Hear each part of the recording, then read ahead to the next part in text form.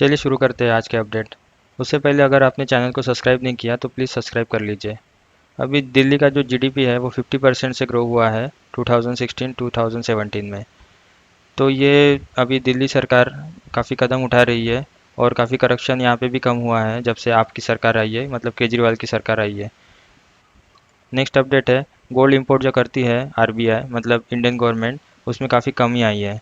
अभी last year ये था 982.71 टन्स, अभी ये कम होके 651.24 टन्स पे आ गया है।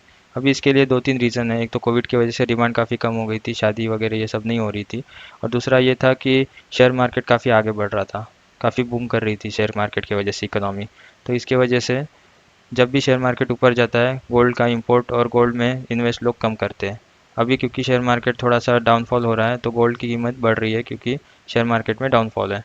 और दूसरा ये भी रीज़न है कि इंडियन लोग अभी अवेयर हो गए हैं कि गोल्ड में इन्वेस्ट करके, मतलब फिजिकल गोल्ड में इन्वेस्ट करके कुछ ज़्यादा रिटर्न आते नहीं है क्योंकि मेकिंग चार्ज एंड ऑल ये सब रहता है। तो इसकी वजह से gold ETF, gold mutual fund और गोल्ड सोवरन बॉन्ड जो आरबीआई निकालती है हर 2-3 महीने में, वो काफ़ी लोग इंटरेस्ट लेते हैं। अभी आधार पूनावाला, आपको पता ही होगा, जो सीरम इंस्टीट्यूट के मालिक हैं, उनका जो स्टड फार्म है वहाँ पे ऑक्शन होने वाले हैं घोड़ों के। अभी बताया जा रहा है कि एक एक घोड़ों की कीमत लगभग 35 लाख से लेके तो 50 लाख है।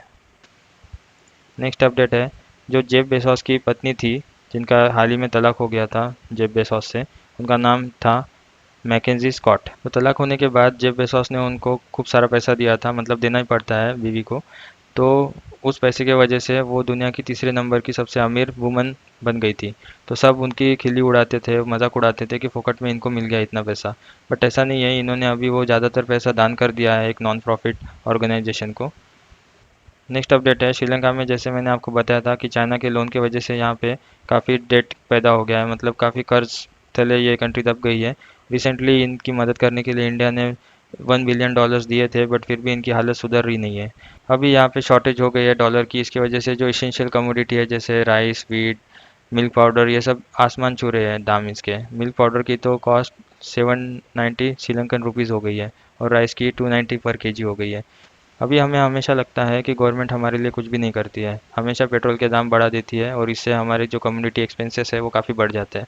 तो अभी आपको भी पता होगा कि रशिया यूक्रेन टेंशन की वजह से क्रूड ऑयल आसमान छू रहे हैं उनके प्राइस, बट फिर भी गवर्नमेंट ने लॉस बियर किया है। अभी आईओसी, बीपीसीएल, एचपीसीएल जो कि गवर्नमेंट कंपनी है, उन्होंने अब तक लॉस बियर किया है 19,000 करोड़। ये लॉस बहुत बड़ा होता है, फिर भी गवर्नमेंट ने सिर्फ 80 पैसा पर लीटर ही बढ़ाया है।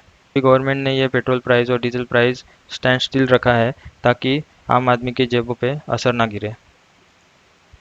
नेक्स्ट अपडेट है, पुतिन ने एक मास्टर स्ट्रोक मारा है वेस्टर्न कंट्रीज़ पे और अमेरिका पे। अभी क्या हुआ है कि अमेरिका और वेस्टर्न कंट्रीज़ ने इन पे बहुत ज़्यादा सैंक्शन लगा दिए, जिसकी वजह से इनकी करेंसी जो कि है रूबल, वो काफ़ी नीचे गिर गई थी।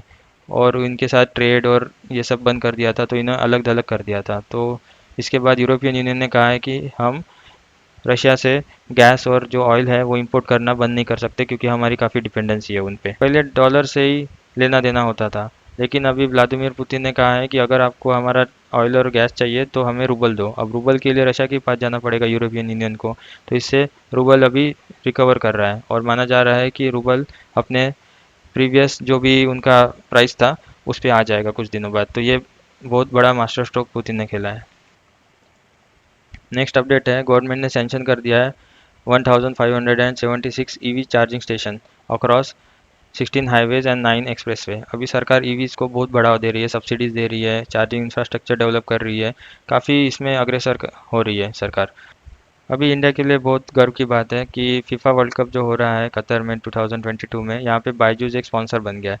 अभी आप बोलोगे इसमें बड़ी बात क्या है, बट ये बहुत बड़ा इवेंट होता है। यहाँ पे अगर कोई इंडियन कंपनी वहाँ पे स्पॉन्सरशिप दे रही है तो इसका मतलब ये है कि इंडिया एक ग्रोइंग कंपनी है और इंडिया वहाँ पे इतने बड़े इवेंट को स्पॉन्सरशिप दे सकती है।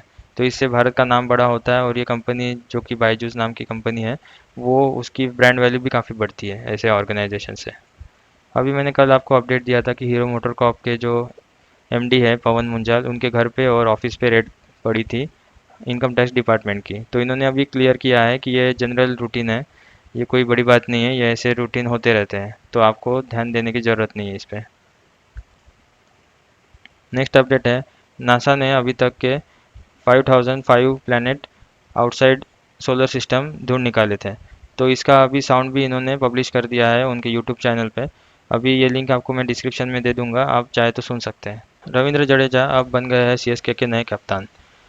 एम एस धोनी ने इनको हैंड ओवर कर दिया है captaincy. M S Dhoni CSK के कैप्टन तो नहीं रहे अभी, लेकिन वो सीएसके के लिए हमेशा खेलते रहेंगे, ऐसा उन्होंने कहा है। रिसेंटली एक खबर आई थी कि एलआईसी ने 6% शेयर होल्डिंग ली है सीएसके में। अगर आप चाहते हैं हम ऐसे वीडियो रोज़ बनाएं तो हमारे चैनल को प्लीज़ सब्सक्राइब करके हमें मोटिवेट करें। Stay updated, stay inform. Thank you for watching.